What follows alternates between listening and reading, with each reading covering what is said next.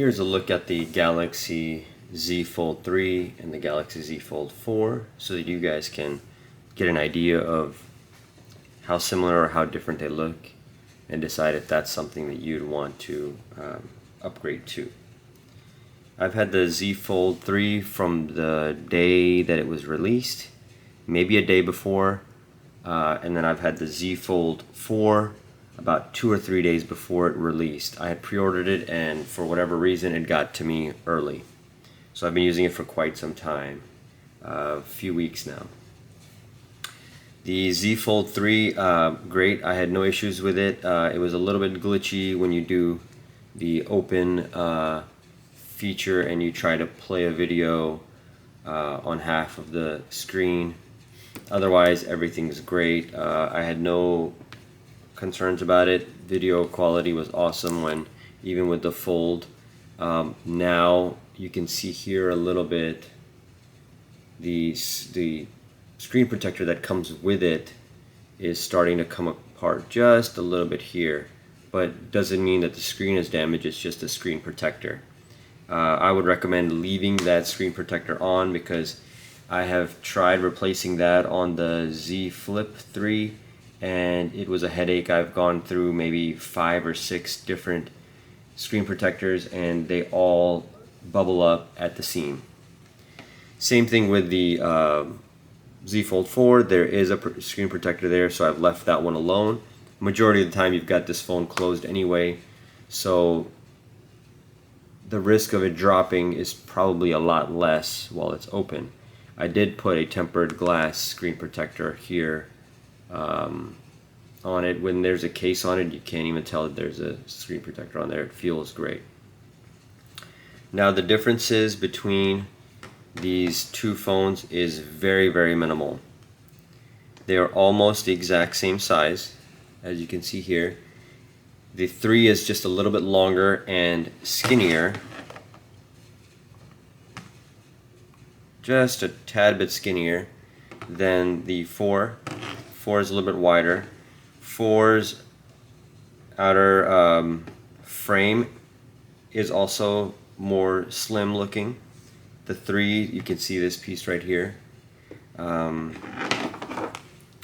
the back, the 4 is a little bit skinnier.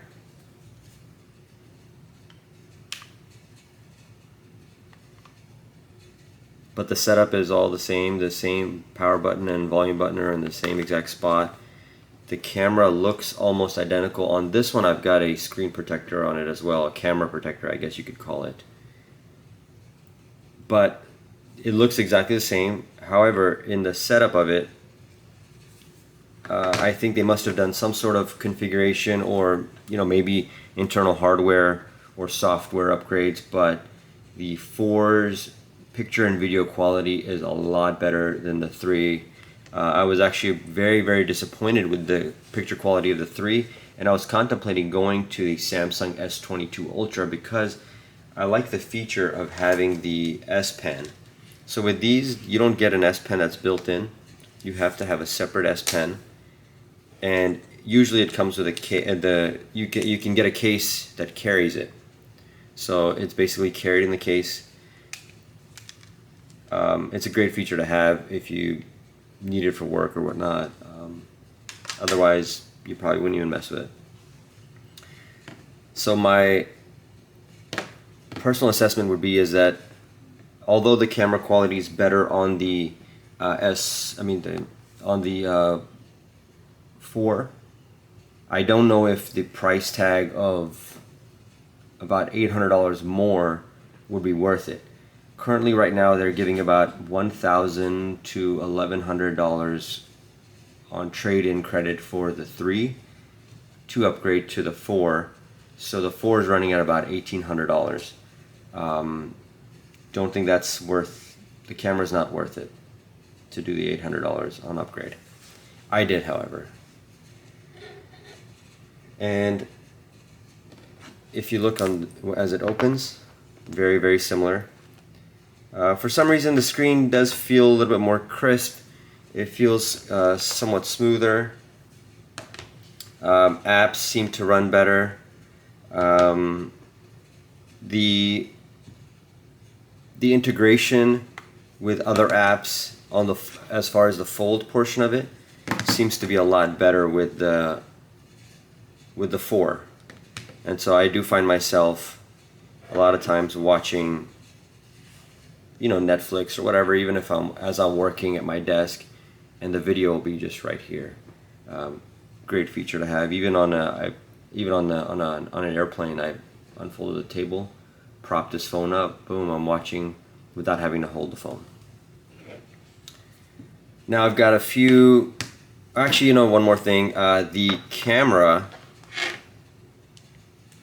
is right here, and on the 4, you can barely see it. When you've got any sort of video or website or anything open, you can barely see that. They've definitely jam-packed a lot more pixels in there than the 3. But again, it's a very, very minor detail that most probably wouldn't even notice. So some of the accessories that I've tried out, I like to have my phone up on the dash. That way if a notification comes up, it's right there. I can just kind of glance at it. I don't have to pick up my phone. I don't have to look at it. So I've gone through a lot of car mounts, and none of them seem to work as well as this one. This car mount hooks onto your air vent, and it holds it pretty snug. It's got this little hook that tightens up.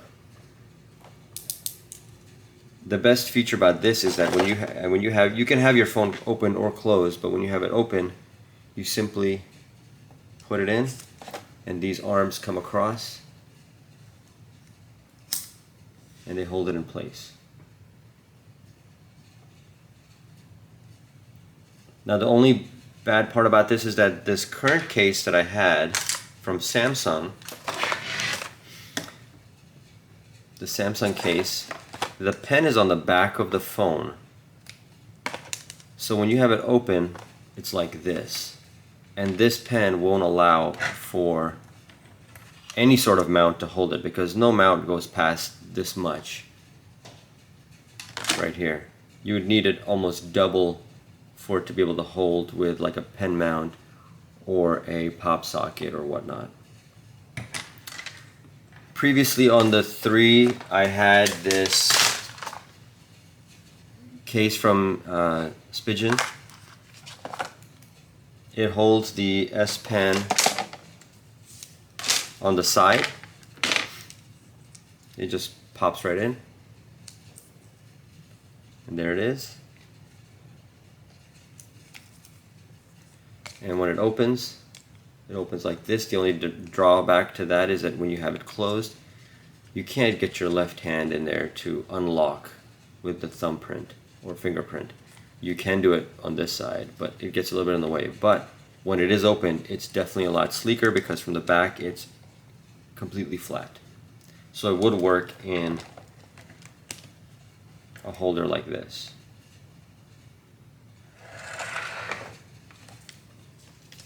So this is definitely something that I would recommend. Also, with the back being free, as you can see in the picture, with the back being free of no pen, you could probably put a slim pop socket or one of those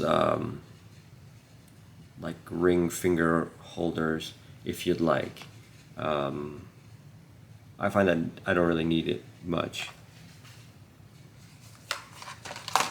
Let's see, and I think that's pretty much it as far as accessories. I did also go up to the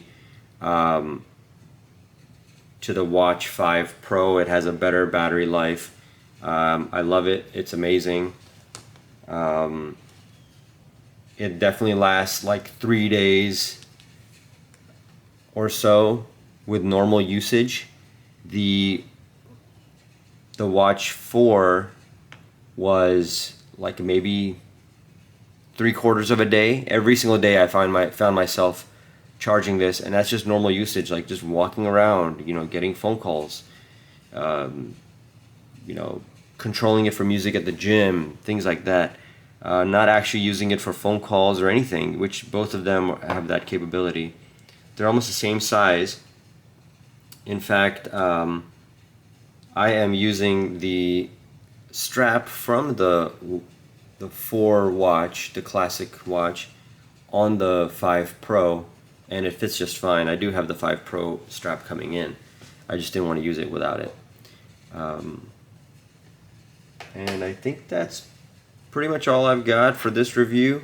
It's a pretty basic review. I really just wanted to let people know the difference because you know, I don't think that many will upgrade to the Z Fold 4 just because, you know, it's a 4 and you had the 3 and whatnot, because these small upgrades just aren't worth it. One cool feature, however, I believe both phones have, is that you can have more than one SIM card technically on this. So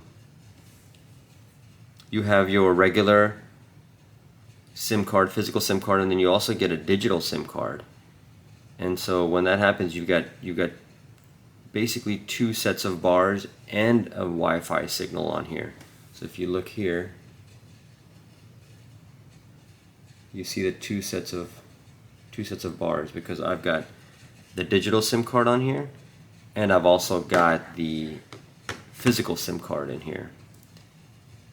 And you can select a default SIM card to where all calls automatically will go through that SIM card, and all text messages will go through that SIM card. And you can change that with text message and phone calls. And once you start a text message, you can either continue to go on with the one SIM card, or you can jump back and forth between the 2 different SIM cards. And it's a pretty cool feature to have if you are a business owner and you've got multiple lines. You don't have to do the whole digit thing anymore, because digit is very it's just not reliable. It's very finicky, and sometimes calls will come through, sometimes texts will come through, you don't get them. Also, if you're using that phone line for any sort of a service that requires some sort of a 2-step process, you can't get that code, the 2-step code, to come on digits for some odd reason. So this is a great way to have basically 2 full-on lines on one phone, and you don't have to carry 2 phones. Although carrying the Fold is like having 2 phones, it's quite convenient that it is in one sweet package. So I'm very satisfied with 4. I was very satisfied with the 3. I'm glad that they upgraded the camera, and I wish that they would just put the stylus in here the way they do with the Ultra, the Galaxy S Ultra. And that ends my review for these 2 items and their accessories.